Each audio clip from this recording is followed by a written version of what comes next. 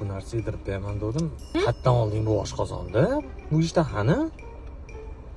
To'ydan oldin gaplashib yurganmiz ovqat restoranga kirib.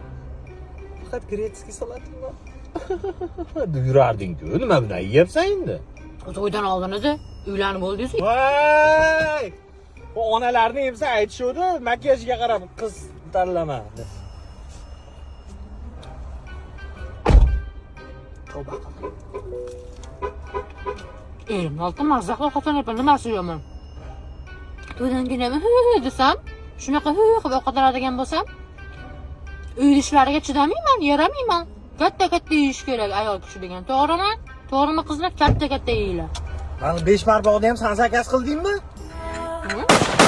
Ты такой дерзкий, как Пуляревский. Да,